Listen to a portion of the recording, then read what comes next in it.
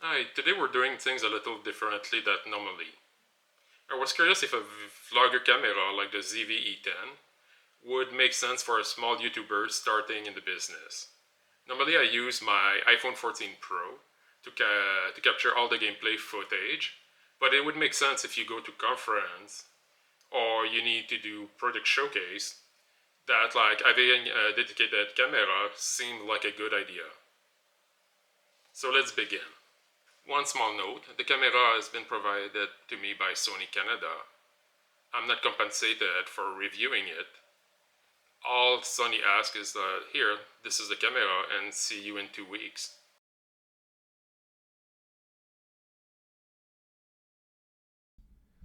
So what is the Sony ZV product line of camera?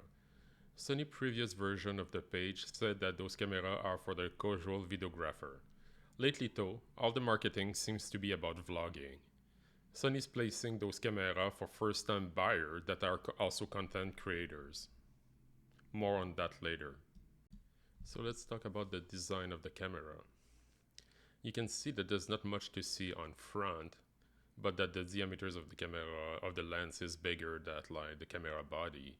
Under it, you have like the SD card slot and in the battery compartment. If you look on top, I like that you have a separate dial and separate button for recording video and taking picture. You can zoom depending of the lens that you have.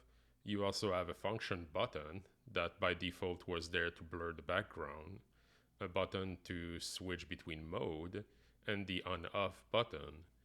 The screen is fully rotatable, which make it great to be able to find a position where it works during your recording.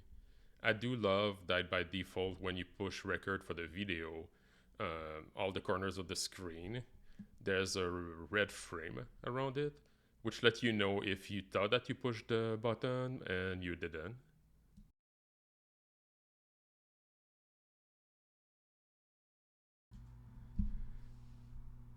Let's talk about the spec first. It's the same 24 megapixel sensor of the A6400 and the A6100, but this time the focus is clearly on video. Versus the A6400, you will lose the weather protection and the viewfinder, but you can get a fully articulated screen. You have a product showcase function, a button to blur the background automatically, and you also have electronic stabilization.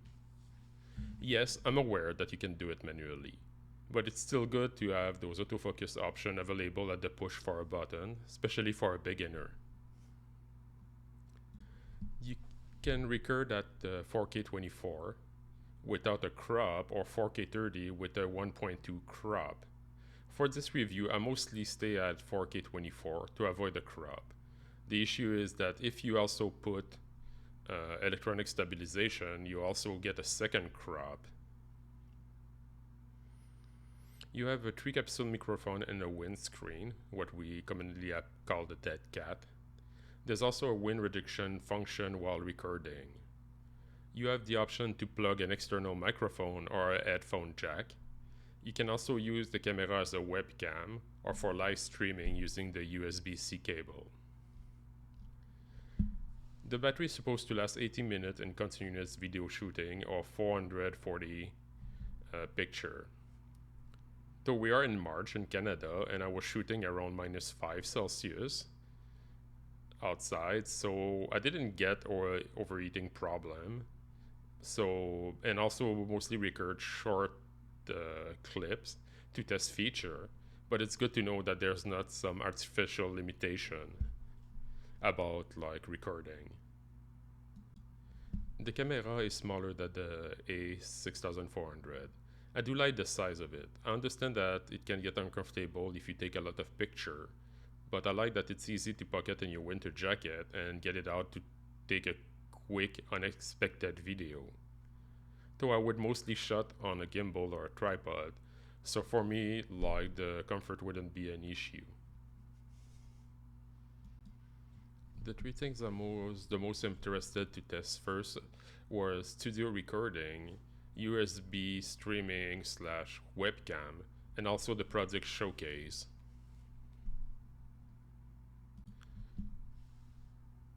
Also, a disclaimer. Before starting the review, I'm not a photographer or a videographer. Because those cameras aim at newcomer, I wanted mostly to test automatic mode. If you want to see the ceiling of those cameras, you have sites like DP Review or YouTuber like Potato Jet or Geralt Undone.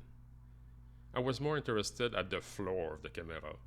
How good can be the picture or video if you just push record and let the camera figure it out? I will be using the 1650mm kit lens.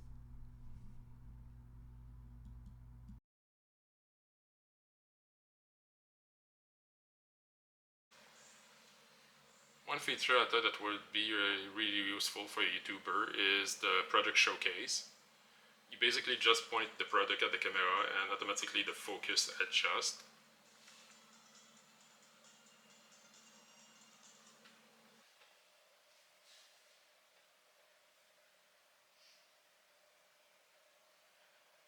This is a webcam recording using the ZV-E10.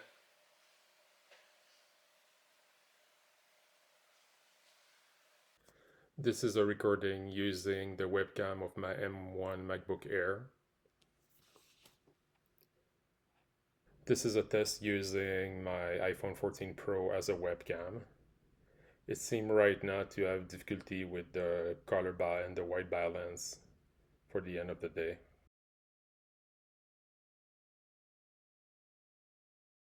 This is a vlogging test with steady shot on and the wind noise reduction on. Right now I'm holding the camera at the maximum of my arm. This is a test with steady shot active, not standard, so it's using electronic.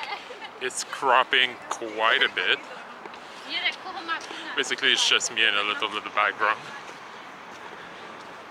Now if I was vlogging a lot, the way I would stabilize the footage for this camera is that I would probably use a gimbal first and maybe in combination of the lens stabilization.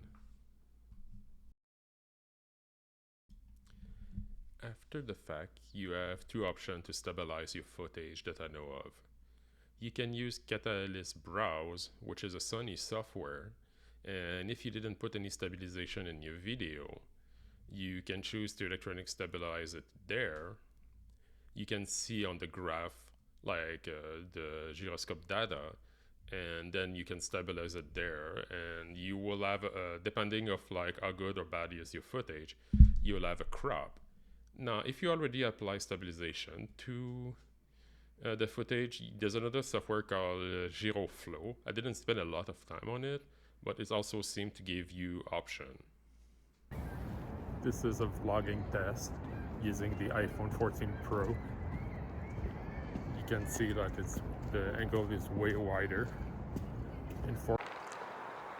On va essayer de tester ce qu'on appelle le Jello Effect. Bouger la caméra rapidement. On peut le voir très facilement.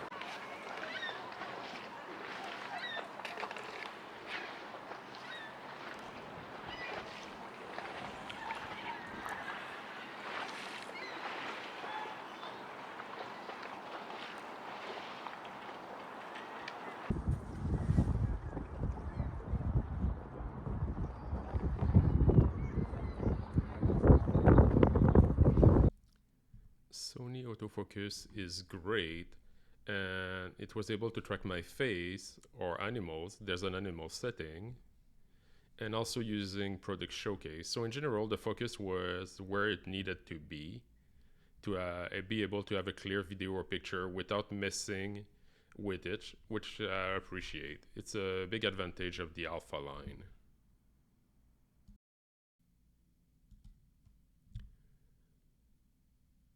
I got a little footage to test the low light performance, though I don't think it would be a big usage of mine. You will see a lot of reviewers talking about cameras and mentioning how they don't like the low light performance. But for me, except if you are covering the bar scene or club scene, or you're really shooting a movie with a lot of night scene, I don't think it's necessarily the main usage for first time user of those cameras. And if it's the case, you would probably look at something more professional for a camera or a lens to make sure that you have the best low light footage possible. Like I said, I mentioned it before that I'm using automatic mode and let the camera do what it wants. So you can see the footage versus my iPhone 14 Pro, and I'll let you to judge if the performance are good or which one you prefer. Also took picture with the camera to test photography. Though if you are a true hybrid shooter, you will maybe prefer something with a viewfinder and more dial option. Personally, because normally I'm wearing glasses, I rarely use the viewfinder, and right now my focus is on video. You get the same sensor as the A6400, so you will be able to take good picture with it. It's just that maybe you will have to play a little more with the settings. It's just that if you're an advanced photographer, maybe having a true hybrid camera would be a better option for you.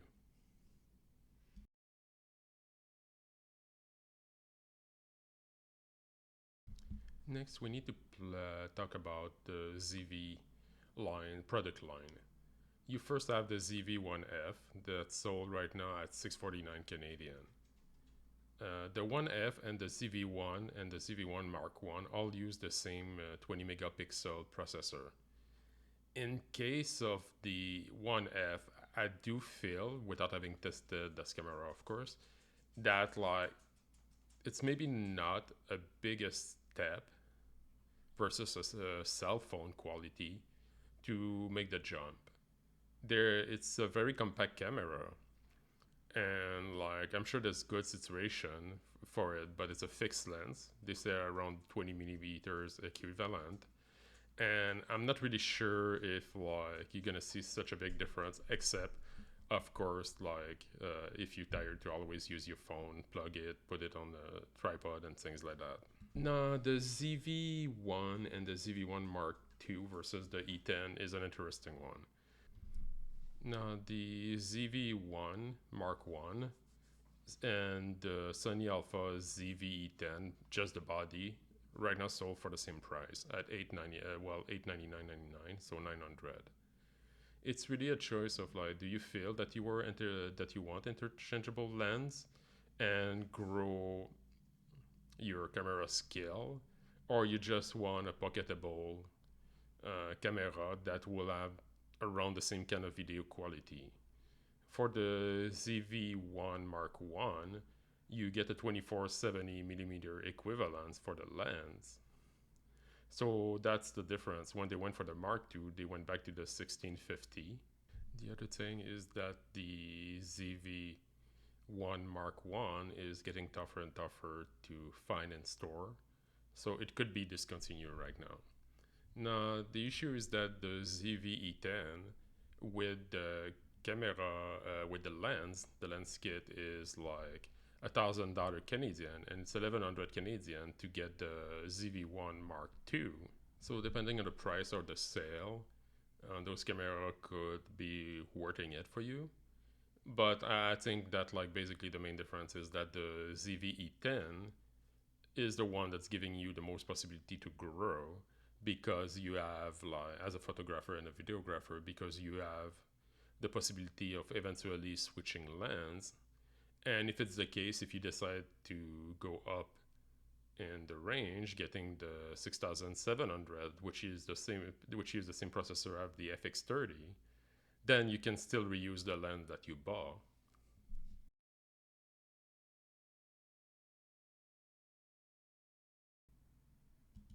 So where does it leave us?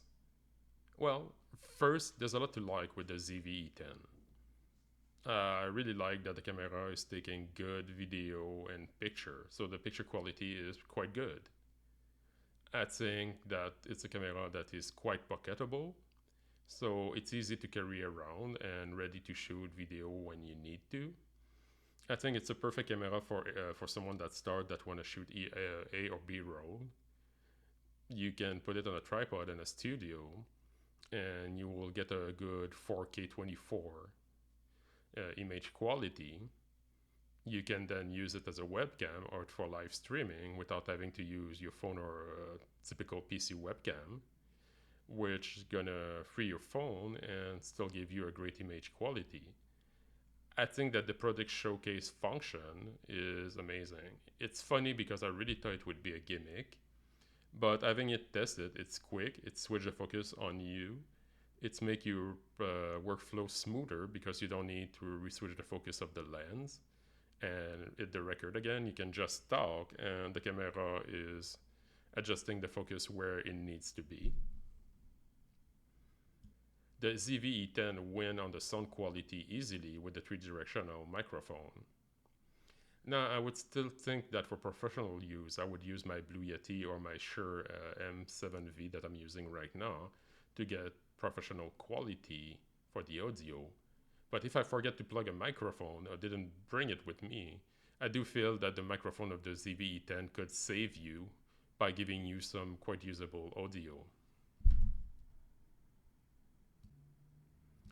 Now, the elephant in the room for this camera is the vlogging slash action quality. If you're thinking that you're gonna shoot a lot of fast footage, as soon as you start moving, you do feel the rolling shutter slash jello effect. Now, I still think that in the end, like, there's a way to go around it.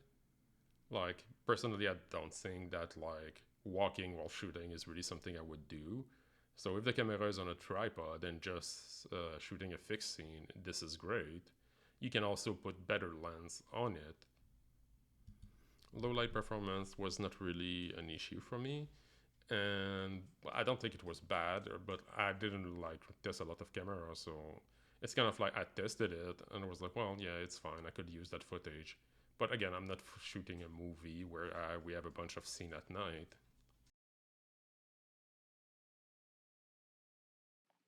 One thing I really didn't like is that there's a crop at 4K 30. And if you combine it with the crop that you get if you're doing steady shot, then the problem for vlogging is that like the cam is basically in your face for the image quality. So I wish that the FOV would be wider, but you could always use a different lens. It's also using the old Sony menu system. It's there's a lot of menu and it's quite complex to find the settings that you need. But of course, with a little time with the camera, things get better.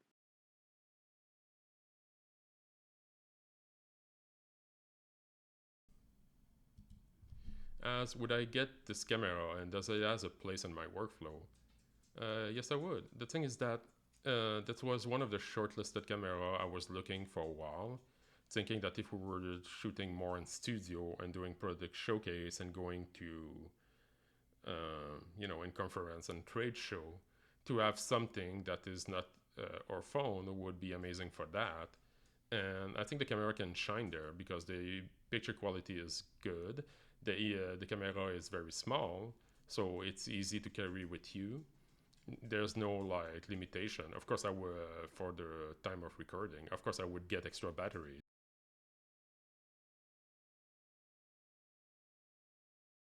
And that's the thing. If you're a student, high school student or college student, and you're just starting making video, and your budget is limited, then I would say, well, look at your phone option first. Maybe you can upgrade your lighting or your audio, like I did by getting a better microphone, and see if you can get away with that.